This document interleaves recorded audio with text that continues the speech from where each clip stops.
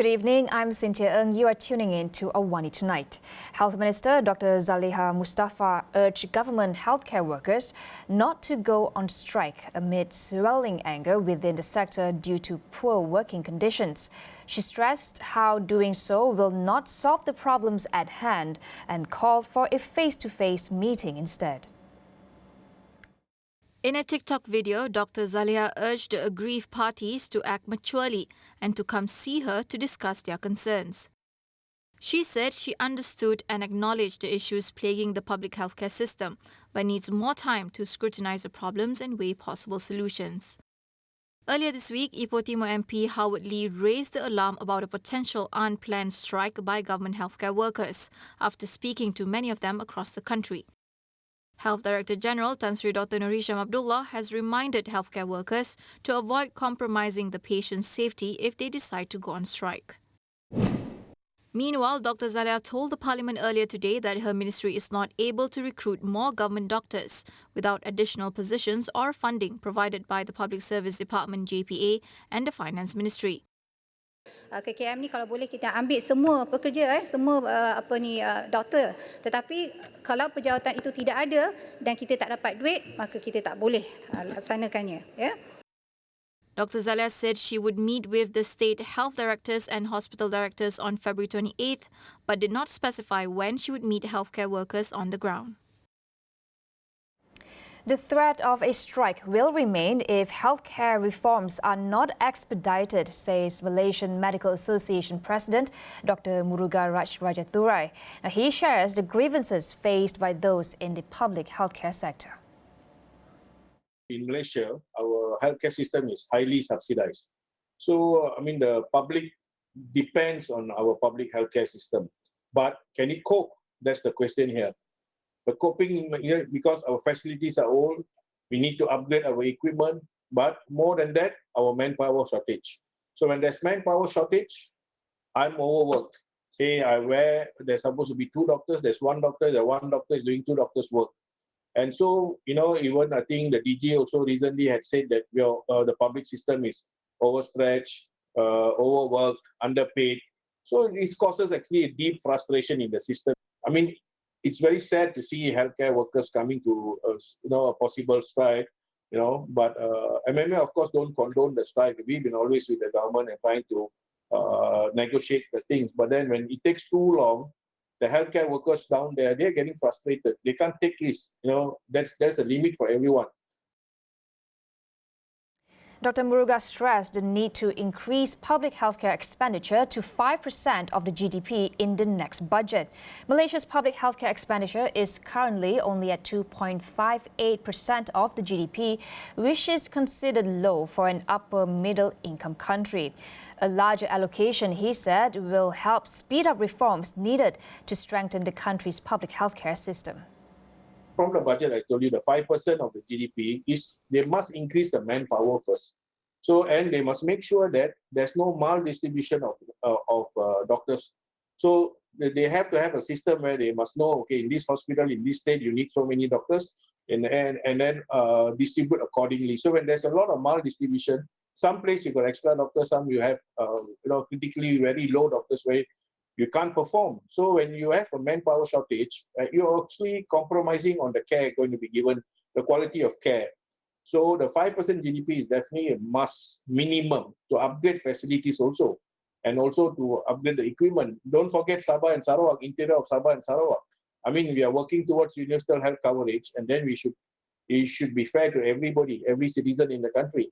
More permanent posts will help for us to train more specialists. Otherwise, in time to come, there's going to, maybe in 10 years, there's going to be a shortage of specialists. So to have all this, you need more permanent doctors. But of course, there's a big financial implication when we say take 14,000 doctors out there as contract doctors, make them permanent posts. But this is, you have to do it. So Ministry of Finance and JPA must work it out. You got no choice. Otherwise, more and more doctors are leaving the system and you can't blame them. Police said they have yet to identify the motive of an attack involving a psychiatric patient stabbing another patient at the Zaliha hospital. The suspect is currently being held and treated at the hospital's psychiatric ward, while the victim has regained consciousness and is in stable condition after surgery.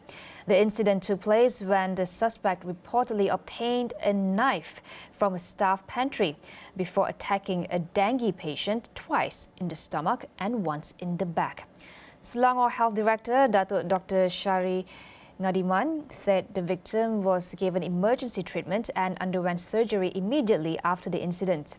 A police report was lodged by the medical officer who witnessed the incident, and the case is under investigation. Meanwhile, Health Director General Tan Sri Dr. Noor Hisham Abdullah clarified that the psychiatric patient was brought in by the police. He also denied that overcrowding in the hospital has led the patient to act out, adding that the SOPs for psychiatric patients need to be reviewed. The Finance Ministry has ordered the Jana Wibawa project to be postponed pending a review of its procurement procedure. Rural and Regional Development Minister Datuk Sri Ahmad Zaid Hamidi said the move was required as there were elements of selective tender or direct negotiation in the procurement process. Dasar Yang Amat Berhormat Perdana Menteri selaku Menteri Kewangan adalah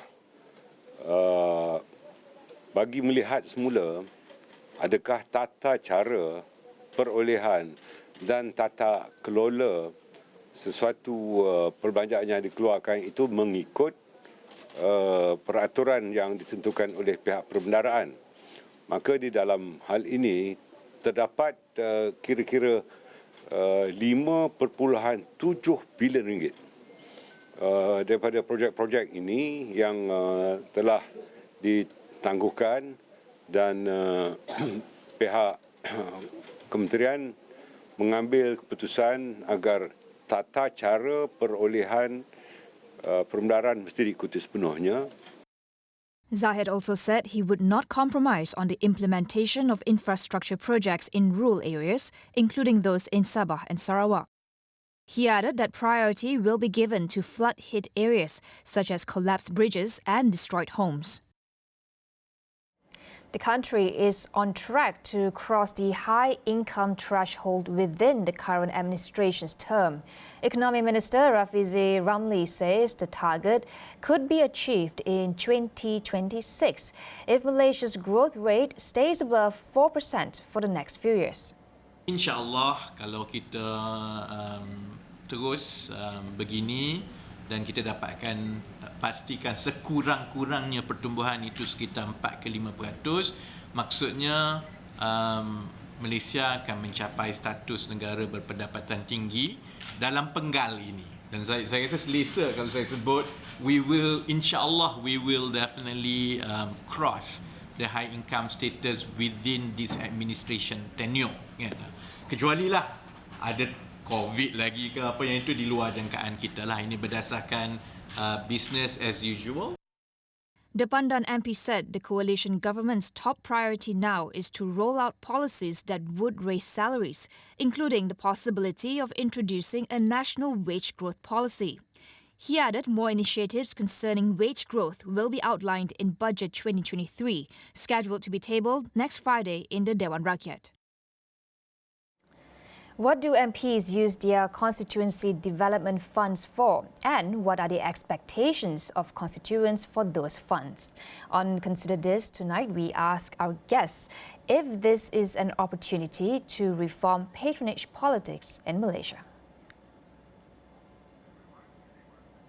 We'll go for a quick break. Stay tuned for more.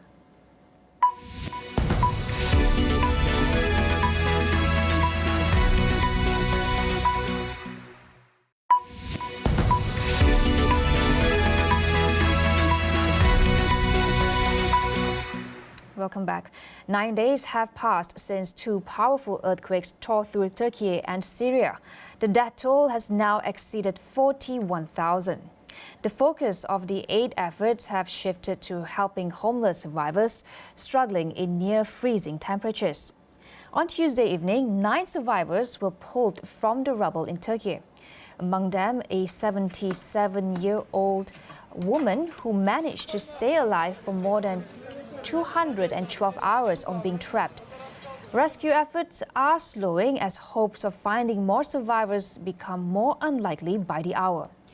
Turkish President Recep Tayyip Erdogan has vowed to press on with rescue and recovery efforts until the last citizen is removed under the collapsed buildings. The United Nations, however, said the rescue phase is coming to a close with the focus turning to shelter, food and schooling. According to the World Health Organization, some 26 million people across both countries need humanitarian assistance. There are also growing concerns over emerging health issues linked to the cold weather, hygiene and sanitation, and the spread of infectious diseases. Thailand will impose an entry fee on foreign tourists from June as travel demand recovers in the tourism-dependent economy. Travelers flying into Thailand will be charged 300 baht for each trip, while those arriving by land or boat will pay 150 baht. Day travelers and transit passengers are exempted, as are children under 2 years old. The tax will also not affect foreigners with Thai work permits or travelers with diplomatic and official passports. Tourism and Sports Minister Pipat Ratchakitprakarn said Thailand will collect an estimated 3.9 billion baht this year. Part of it will be used to provide health and accidental insurance cover for tourists in the country. Thailand aims to welcome 25 million tourists this year, just over half of the 2019 total, but more than twice the 11 million arrivals the country saw in 2022. The new entry fee is separate from the departure tax that has been included in airfares for decades. The exit fee varies based on the airport, with Bangkok's main Suvarnabhumi airport charging the most at 700 baht. Scotland's First Minister Nicola Sturgeon has resigned after more than 8 years as head of the Scottish government. She said her decision was not a reaction to short-term pressures, but came from a deeper and longer-term assessment of her role. Since my very first moments in the job, I have believed that part of serving well would be to know almost instinctively when the time is right to make way for someone else. Sturgeon, the longest-serving First Minister and the first woman to hold the position, said she would remain in office until a successor is found. She became the leader of the ruling Scottish National Party (SNP) in the wake of its 2014 independence referendum, when the country voted 55% to 45% to remain as part of the United Kingdom. She suffered a blow in November when the United Kingdom's top court ruled that the Scottish government could not hold a second referendum without approval from the British Parliament. The 52-year-old was also recently embroiled in a row over transgender policies after Scotland passed a bill to make it easier for people to change their legal gender. The Conservative government of Prime Minister Rishi Sunak responded by saying it would block the bill, the first time it had invoked the power to veto a Scottish law, as it would have a broader impact on the United Kingdom.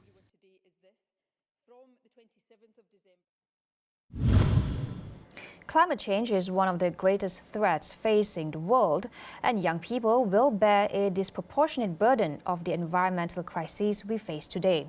To educate youth on sustainable climate action, social enterprise BG Initiative and the U.S. Embassy Kuala Lumpur is holding an exhibit called Planet Us that will run from today till February 26. Planet Us showcases interactive exhibition on topics such as urban sustainability, wildlife protection and preservation of marine resources. The program also features a variety of workshops, including those on edible gardening, zero-waste living and upcycling. Visitors can also take part in an upcycling competition online with micro-grants worth up to 5,000 ringgit up for grabs. Planet Us will take place in the Square Publica Shopping Gallery, Kuala Lumpur from February 15 to 19 and at Taman Tugu from February 24 to 26. That wraps up AWANI tonight. I'm Cynthia Ng. Thank you for watching. Good night.